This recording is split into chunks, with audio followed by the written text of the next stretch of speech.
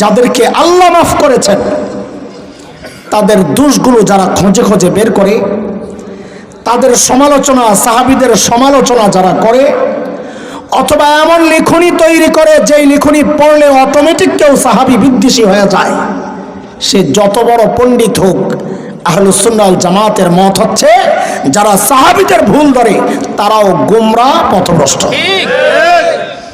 কারণ আল্লাহ যাদেরকে মাফ করছেন তাদেরকে নিয়ে তুমি আমি কথা বলার কে? তার মানে আল্লাহর সিদ্ধান্তকে তুমি মানতে পারো নাই, মাফ কেন করলেন? ভুল করছে না, ধরেন। আল্লাহকে আমি মাফ করে দিচ্ছি, কেন মাফ করা যাবে না? ধরেন। কত বড় বেয়াদব!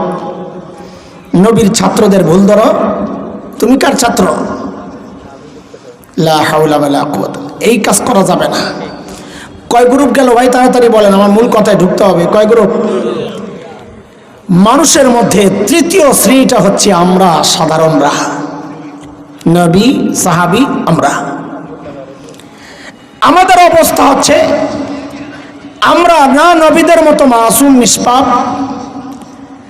না সাহাবীদের মতো আমাদেরকে কেউ জানাইছে যে আমাদেরকে আল্লাহ মাফ করে দিয়েছেন।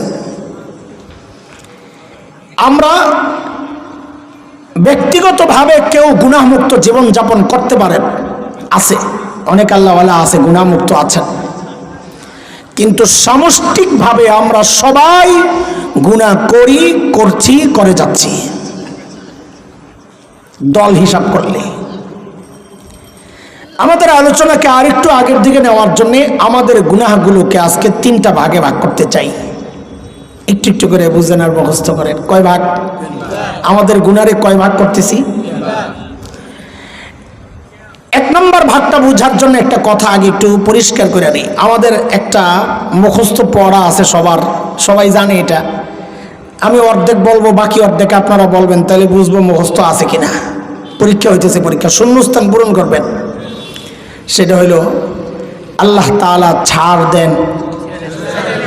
দেখছেন, সবার মুখস্থ আছে। আবার কোন তো? আল্লাহ ছাড় দেন। আবার বলেন, আরো জোরে, আল্লাহ ছাড় দেন। দোস্ত, কথা তো সহি, আমি এটাকে কাটতেছি না, কিন্তু এইভাবে এত কঠিনভাবে বলাটাকেও নিতে পারতেছি না। আল্লাহ ছাড় যদি না দেন তো আমাদের বাঁচার উপায় কি?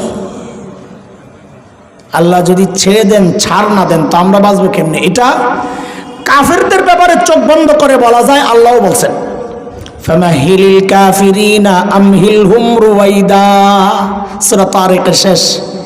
নবী, কাফেরদেরকে আমি ছাড় দিছি, আপনিও একটু দেন। কিন্তু ইমানদারদের প্রসঙ্গ আসলে আল্লাহ এক জায়গায় বলেছেন, ওলামায়ে কেরাম আছেন, আল্লাহ বলেছেন ওয়ায়াফু আন কাসীর, বহুজনের বহু গুনাহ আমি এমনিই ছেড়ে দিই। তার মানে আল্লাহ ছাড় দেন না, এইভাবে মুখস্থ কথা বলাও কঠিন। আল্লাহ নিজে বলছেন বহুজনের বহু গুনাহ আমি এমনি মাফ করে দিই।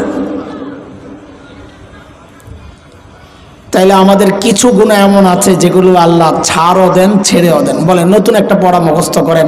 আমার আল্লাহ, বলেন, ছাড়ও দেন, ছেড়েও দেন।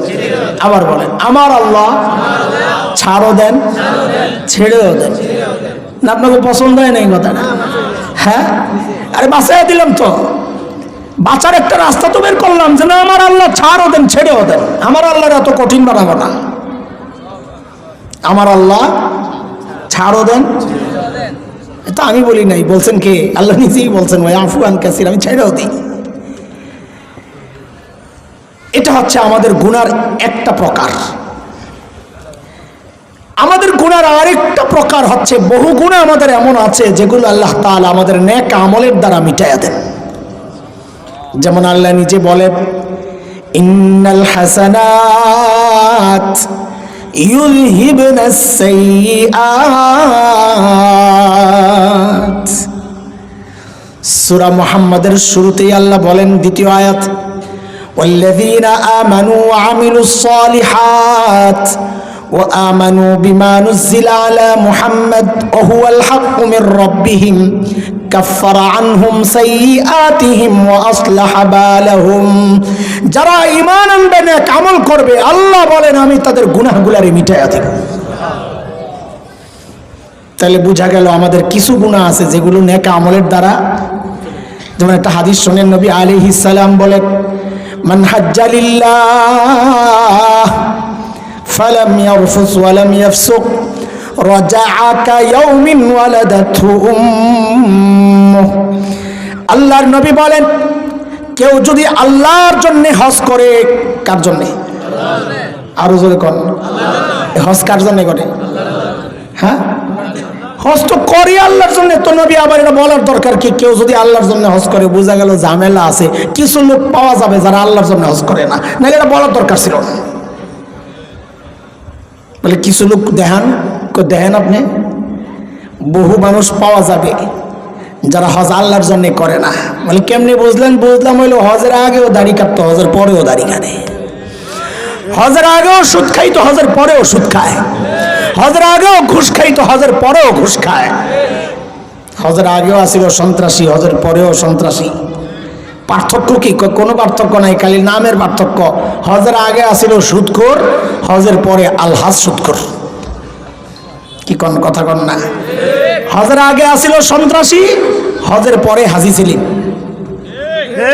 বুঝেন নাই কথা? মানে উদাহরণ সহ একবারে কইয়া লাইছি আর কি। সন্ত্রাস পাল্টায় নাই, আপনাদের 2500 সাক্ষী।